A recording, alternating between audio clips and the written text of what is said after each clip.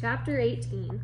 When we got to Gloria Dump's, I told her I had 2 surprises for her, and I asked which one did she want first, the small one or the big one. The small one, I said Gloria. I handed her the litmus lozenge, and she moved it around in her hands, feeling it. Candy, she said. Yes, ma'am, I told her. It's called a litmus lozenge. Oh, Lord, yes, I remember these candies. My daddy used to eat them. She unwrapped the litmus lozenge and put it in her mouth and nodded her head. Do you like it? I asked her. Mm-hmm. She nodded her head slowly. It tastes sweet, but it also tastes like people leaving. You mean sad? I asked. Does it taste like sorrow to you? That's right, she said. It tastes sorrowful, but sweet. Now, what's surprise number 2? A book, I said. A book? Uh-huh, I said. I'm going to read it out loud to you. It's called Gone with the Wind. Miss Franny says it's a great book. It's about the Civil War. Do you know all about the Civil War? I have heard it mentioned a time or two, said Gloria, nodding her head and sucking on her litmus lozenge. It's going to take us a long time to read this book, I told her. There are 1,037 pages. Woo-wee, said Gloria. She leaned back in her chair and crossed her hands on her stomach. We best get started then. And so I read the first chapter of Gone with the Wind out loud to Gloria Dump. I read it loud enough to keep her ghosts away, and Gloria listened to it good. And when I was done, she said it was the best surprise she had ever had, and she couldn't wait to hear Chapter 2. That night, I gave the preacher his litmus lozenge right before he kissed me goodnight. What's this? He said. It's some candy that Miss Franny's great-grandfather invented. It's called a litmus lozenge. The preacher unwrapped it and put it in his mouth, and after a minute, he started rubbing his nose and nodding his head. Do you like it? I asked him. It has a peculiar flavor. Root beer? I said. Something else. Strawberry? That too, but there's still something else. It's odd. I could see the preacher getting further and further away. He was hunching up his shoulders and lowering his chin and getting ready to pull his head inside his shell. It almost tastes a little melancholy, he said. Melancholy? What's that? Sad, said the preacher. He rubbed his nose some more. It makes me think of your mother. Winn Dixie sniffed at the candy wrapper in the preacher's hand. It tastes sad, he said and sighed. It must be a bad batch. No, I told him. I sat up in bed. That's the way it's supposed to taste. Litmus came back from the war and his whole family was dead.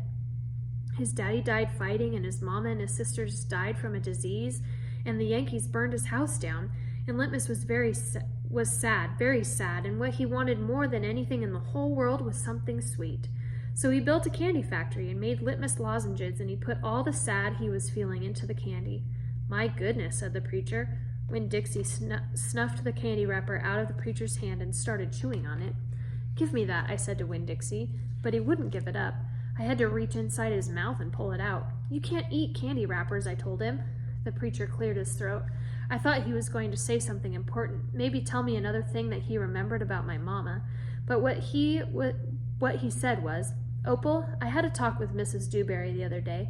She said that Stevie says that you called him a bald-headed baby. It's true, I said. I did, but he calls Gloria Dump a witch all the time, and he calls Otis retarded, and once he even said that his mama said I shouldn't spend all my time with old ladies. That's what he said. I think you should apologize, said the preacher. Me? I said. Yes, he said. You tell Stevie you're sorry if you said anything that hurt his feelings. I'm sure he just wants to be your friend. I don't think so, I told him. I don't think he wants to be my friend. Some people have a strange way of going about making friends, he said. You apologize. Yes, sir, I said. Then I remembered Carson. Daddy, I said, do you know anything about Amanda Wilkinson? What kind of thing? Do you know something about her and somebody named Carson? Carson was her brother. He drowned last year. He's dead? Yes, said the preacher. His family is still suffering a great deal. How old was he? 5, said the preacher. He was only 5 years old. Daddy, I said, how could you not tell me about something like that? Other people's tragedies should not be the subject of idle conversation. There's no reason for me to tell you. It's just that I needed to know, I said, because it helps me explain Amanda. No wonder she's so pinch-faced. What's that? Said the preacher. Nothing, I said. Good night, India Opal, the preacher said. He leaned over and kissed me, and I smelled the root beer and strawberry and the sadness all mixed together on his breath. He patted Winn Dixie on the head and got up and turned off the light and closed the door. I didn't go to sleep right away. I lay there and thought how life was like a litmus lozenge, how the sweet and the sad were all mixed up together, and how hard it was to separate them out. It was confusing. "Daddy!" I shouted.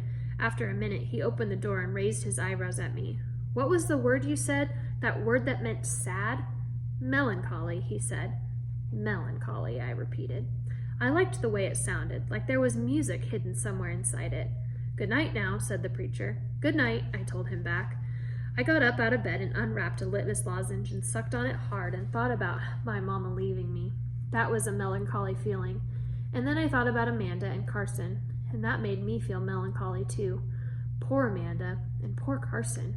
He was the same age as Sweetie Pie, but he would never get to have his 6th birthday party.